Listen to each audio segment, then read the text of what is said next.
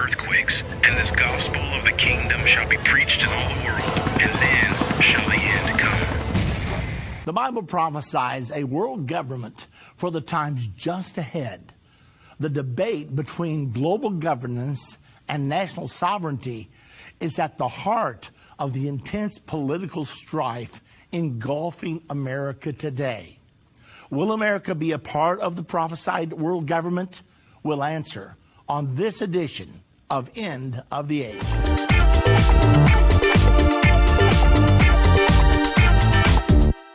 The world government prophecy is located in at least two places in the scripture. The first one is Daniel chapter number 7, verse 23. The fourth beast shall be the fourth kingdom upon earth, which shall be diverse from all kingdoms, and shall devour the whole earth, and shall tread it down and break it in pieces. Now this passage goes on to say that this last day ruler will rule all the way up till the Ancient of Days comes. That's the second coming of Jesus Christ to the earth. So this world government is described as existing just before and up to the second coming of Jesus to the earth. Another passage prophesying the one world government is found in the New Testament in Revelation 13:7. And it was given unto him, speaking of the Antichrist, to make war with the saints and to overcome them. And power was given him over all kindreds and tongues and nations.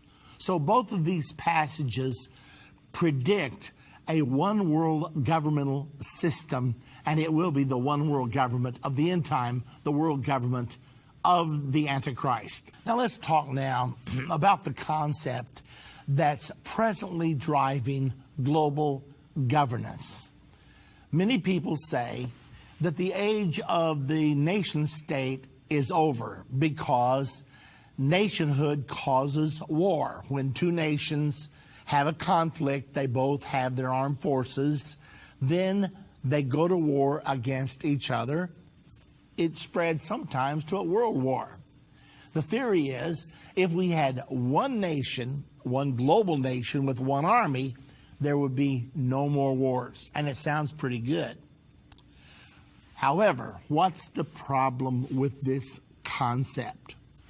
What would happen if you only have one army left and then an Adolf Hitler would gain control over that remaining world army?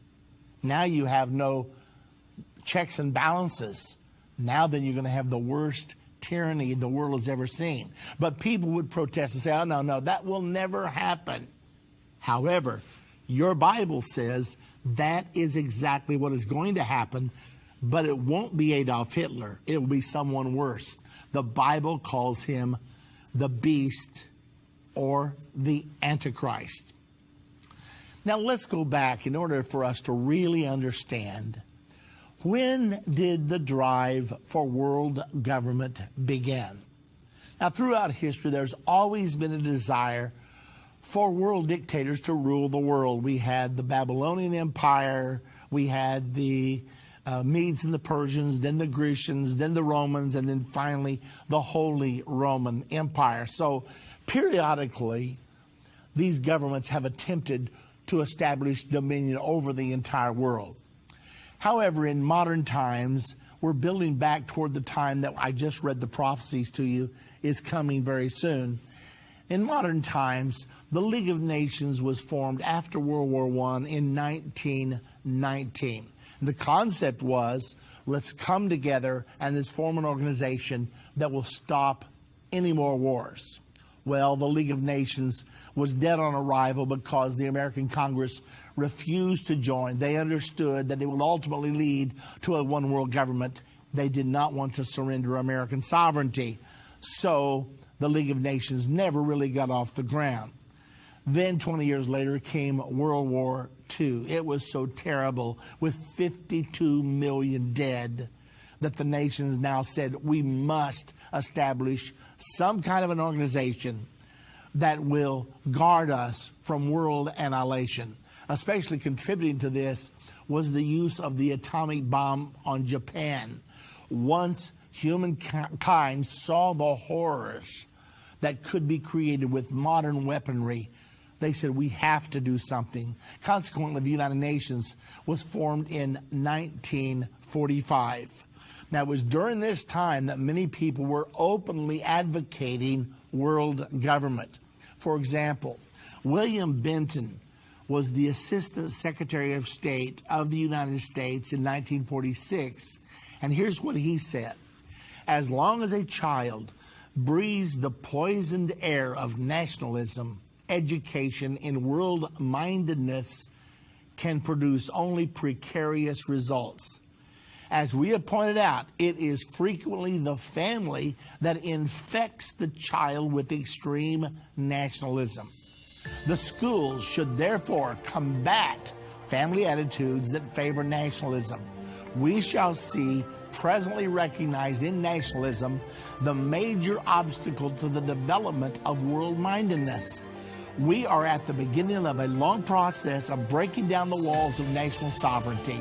UNESCO must be the pioneer. This statement was made before the United Nations Educational, Scientific, and Cultural Organization.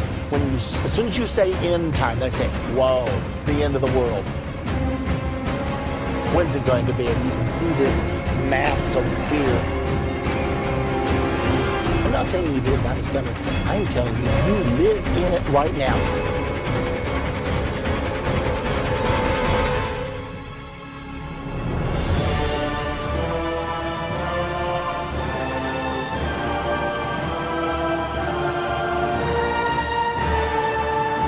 Daniel chapter number 7, verse number 4.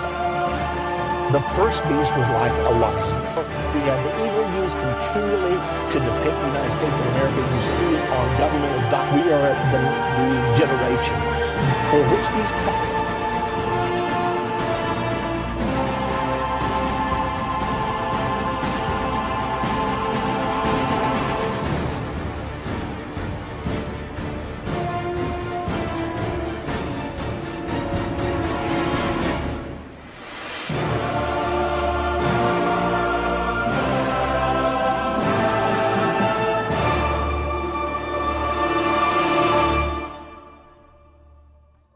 that you will not miss one segment of understanding end time, because I've had many people tell me it's changed their life forever.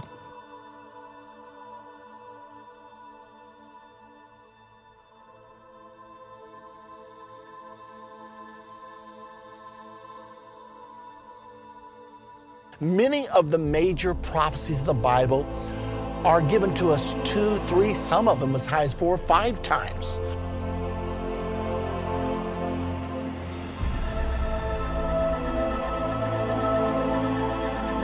There is not any chance it's not going to happen, because it's in your Bible, it's prophesied, and the prophecies always coming back.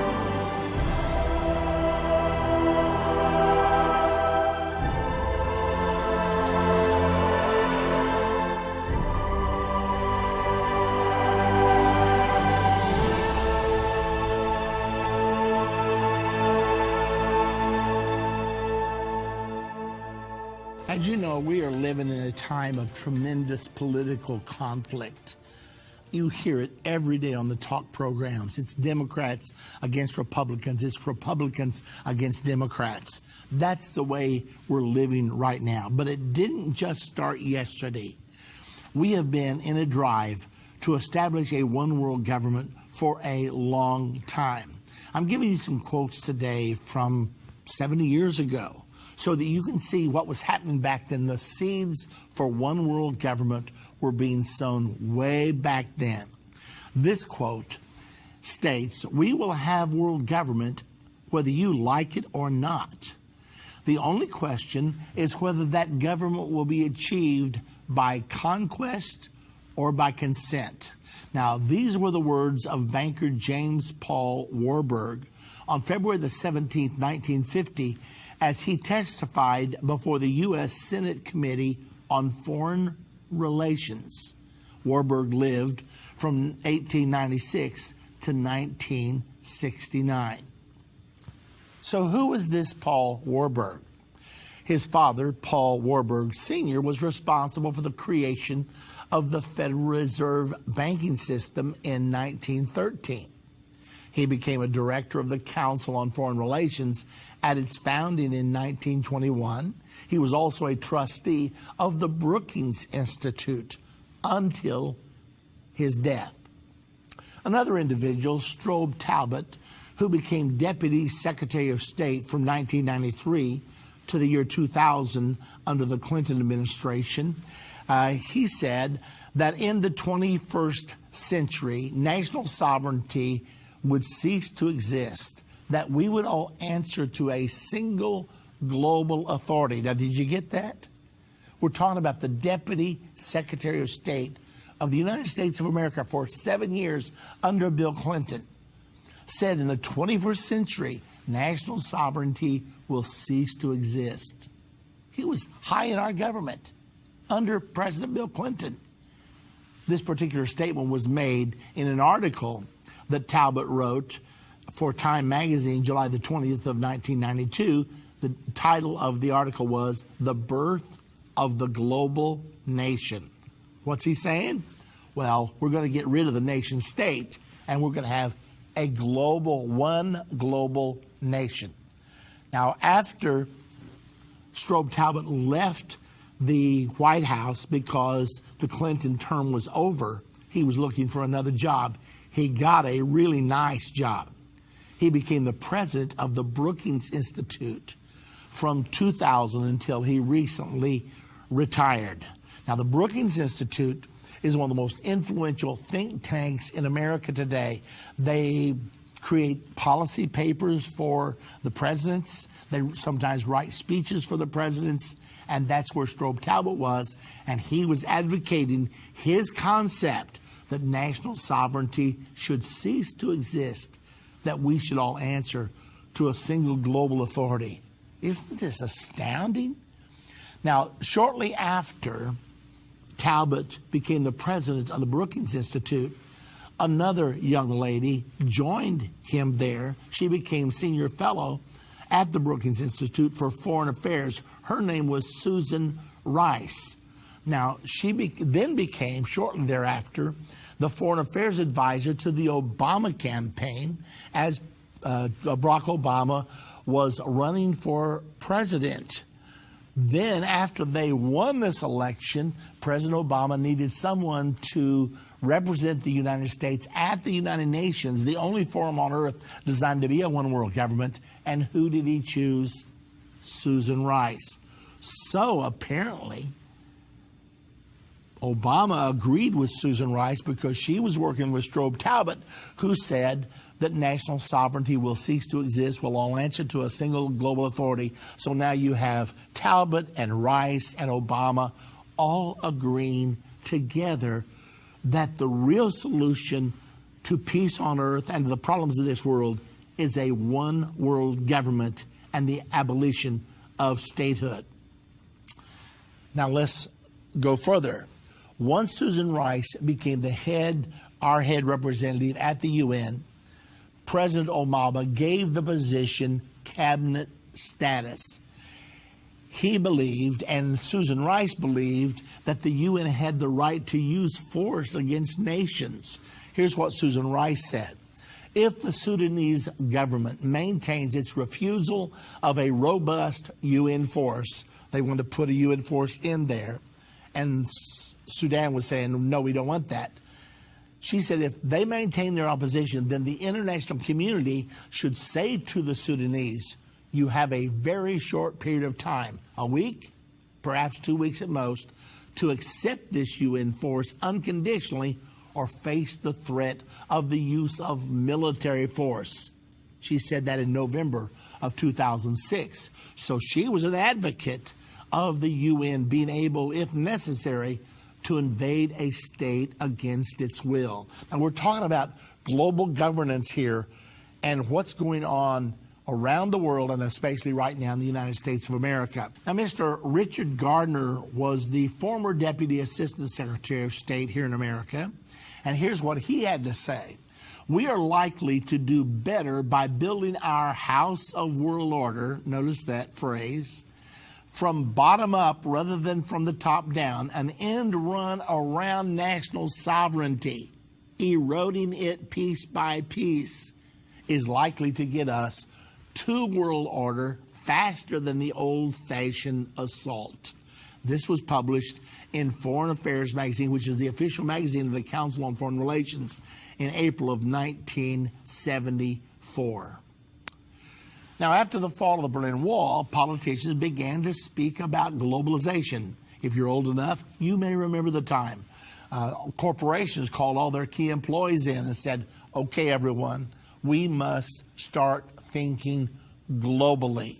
Well, it was during this time, because now the Berlin Wall was down, the Iron Curtain had been rolled up, and people thought, okay, the Cold War is over, now we're going to have our one world government. Our president at the time was George Herbert Walker Bush, and he made a statement about the New World Order. I'd like for you to listen to it right now. We have before us the opportunity to forge for ourselves and for future generations a new world order, a world where the rule of law, not the law of the jungle, governs the conduct of nations. When we are successful, and we will be, we have a real chance at this new world order, an order in which a credible United Nations can use its peacekeeping role to fulfill the promise and vision of the UN's founders. Now, when Saddam Hussein invaded Kuwait in 1990, and then President Bush got together a coalition of nations to go against Saddam Hussein to drive him out of Kuwait, President Bush said, this action is not the United States against the people of Iraq. This is Saddam Hussein against the world. He was simply saying, look, this is us enacting world government and controlling the nations of the world in this way. So let's talk about global governance or world government, and is there a difference? Back in the year 2000, I was leading our group on our way to Israel. We went by way of the United Nations in New York. I wanted our group to see the headquarters of world government. So when we went through, we took the tour of the building, and then our UN guide from the very outset stressed that the United Nations is not a world government. But then we had arranged a special briefing by one of the officials, and when the time came for our special briefing, the UN official again stated the United Nations is not a world government. Nothing like that. It is involved in global governance. Well, I raised my hand. Can you explain the difference between global governance and global government? Well, the official stopped and swallowed a couple of times and said, that might not be easy. Well, I knew it wasn't going to be easy because I'd done my homework. I was not anticipating what he said, but I had been studying these things. And I looked up governance in Webster's Third International Dictionary. And the definition was simply government. Well, by the year 2000, both Democrats and Republicans had embraced globalization and the move into global government. President Obama was a strong advocate for globalism and running the world multilaterally. He encouraged international migration in order to dissolve national borders. I'll never forget when the first Republican debate was held in the year 2016.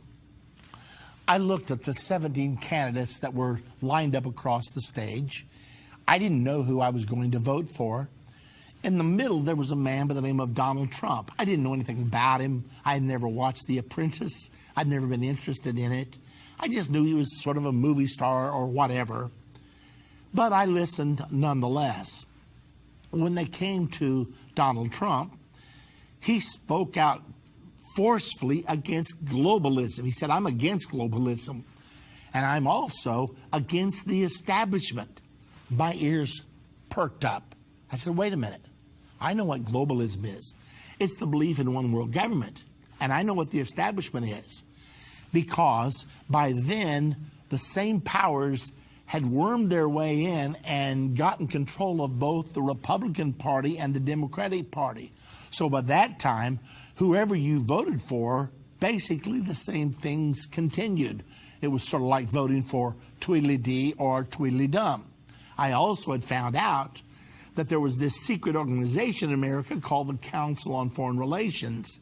It was a secret club. It was not a governmental agency. And I found out that over 50% of all cabinet members in the last 50 years had come from this private club where the administration was Republican or Democratic. Well, when Donald Trump began to speak against the establishment, I realized what he was saying.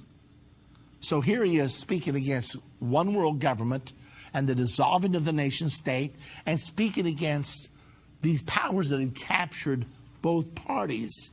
My ears perked up. I had not heard a candidate talk like that in many, many years.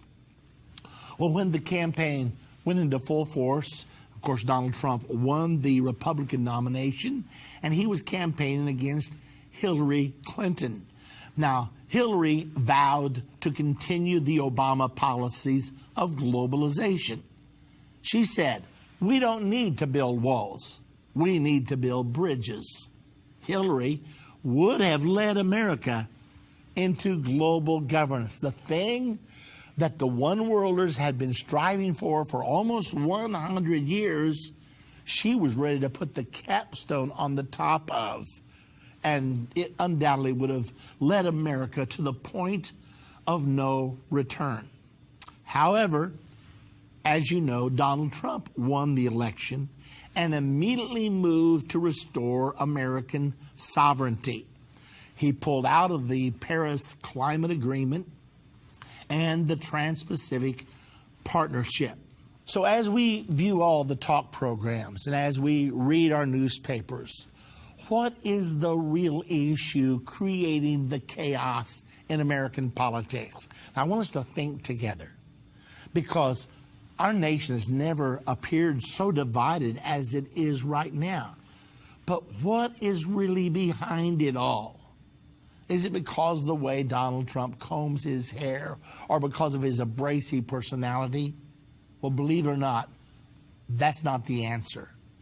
The real issue at the core of the present political conflict is globalism versus national sovereignty, because a very powerful element of American politics had sold out to the idea that we need a one-world government. We need to get rid of national sovereignty, just like Strobe Talbot said in the 21st century. There will be no more national sovereignty. We will all answer to a single global authority. Well, the Democrats had totally sold out, and many of the Republicans also had sold out. Well, then what happened? In September the 25th of 2018, President Trump is now president. He goes to the United Nations. Each year, the UN has its General Assembly. It's always held in New York. That's the headquarters of the UN. And our president always gets to speak on the first day because we're the host country. So President Trump is going to speak at the United Nations, which is designed to be a one-world government. He stood to speak, and he spoke strongly against globalism and reinforced the necessity of national sovereignty. He spoke very much against one world government. You know how Trump does. He's not afraid of anything. Well, I'm listening to this speech with my mouth hanging open, thinking, wow, he's right at the headquarters of world government, and he's bashing the daylights out of it. Well, 3 hours later, Mr. Emmanuel Macron, the president of France, stood up, and he contradicted everything President Trump had said. A little later, Angela Merkel, the head of Germany, made this statement: countries must give up their sovereignty, join the one world government. No, this wasn't something Adolf Hitler said many years ago. This is what German Chancellor Angela Merkel told attendants at a recent event hosted by the Konrad Adenauer Foundation in Berlin. Her words echo recent comments by French President Emmanuel Macron, who stated in a Remembrance Day speech that patriotism is the exact opposite of nationalism. That made my head jerk. Wait a minute. Patriotism is the opposite of nationalism? I thought we were patriotic if we honored our nation. But he said patriotism is the opposite of nationalism because nationalism is treason.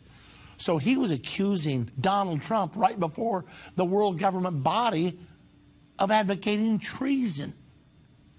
Then he went on to say Europe must be stronger and win more sovereignty, Macron went on to demand, just as Merkel has, that EU member states surrender national sovereignty to Brussels over foreign affairs, migration, and development, as well as giving an increasing part of our budgets and even fiscal resources. The EUTimes.net, November the 25th of 18, recorded this. So Donald Trump's enemies see their gains of the last 70 years toward world government all being reversed. From The Economist magazine came this statement: the liberal order of the past 70 years is under threat. It was underpinned by a movement to make the aggressive war illegal, and for good reason. Yet liberal internationalism is now under attack from many sides. Donald Trump's America First doctrine explicitly repudiates it. Economist magazine, September 21, 2017. Now you know what the main issue is in political conflict.